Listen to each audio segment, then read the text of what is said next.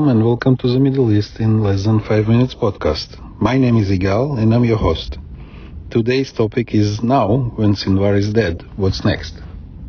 So, IDF just confirmed today that the mastermind and the cruel monster behind the October 7 massacre is dead. What does it mean? Does it mean the ceasefire is coming? No. We still have 101 hostages being held, most believed still alive, in Gaza. We still have Hamas, we still have Houthis in Yemen, we still have the Hezbollah in Lebanon, and we still have the IRGC and the Islamofascistic Ayatollah's regime in Iran. And while US President Joe Biden says in a statement reacting to Israel's killing of Hamas leader Yahya Sinwar, this is a good day for Israel, for the United States, and for the world, we have to remember that it's the same Joe Biden who warned that a major Israeli operation in Rafah was a red line for him and suggested it could trigger a cut-off of offensive weapons. In a March ABC interview, Harris said, "We have been clear in multiple conversations and in every way that in any major military operation in Rafah would be a huge mistake. Let me tell you something, I have been studying the maps." She added that she would not rule out consequences if Israel moved forward.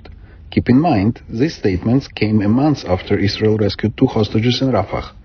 This shows us that Biden and Harris are more obsessed with the coming US elections than with the actual war in Gaza and on the other fronts.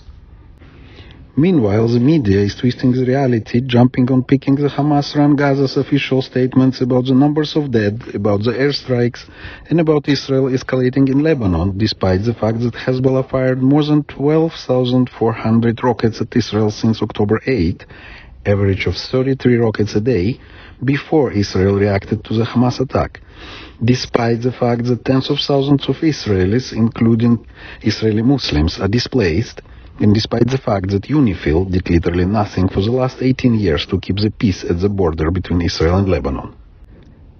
And while the world is slowly turning to push Israel to stop fighting and to impose a ceasefire, which, as I explained in an earlier episode, is a hudna in Arabic, or a break to regroup before renewing the assault, and not a ceasefire in the Western meaning of the word, Israel is pushing to end this war with a victory over Hamas and potentially Hezbollah.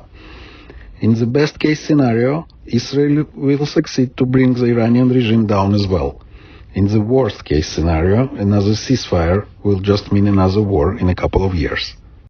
Israel's Minister of Foreign Affairs, Israel Katz, tweets, "The ARC terrorist Yahya Sinwar, responsible for the massacre and atrocities of October 7th, was eliminated today by IDF soldiers.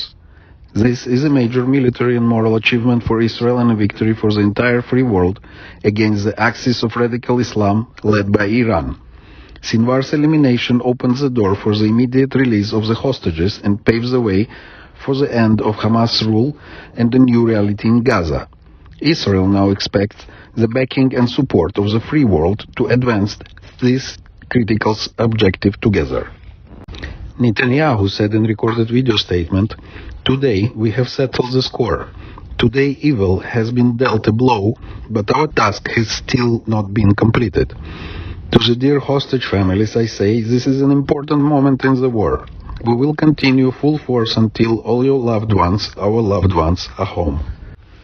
So, you'd ask, what's next? We all know what's next. The hostages are still in Gaza. Hamas is still fighting. Hezbollah is still fighting. Houthis are still pretty much active. The Ayatollah regime in Iran is still standing.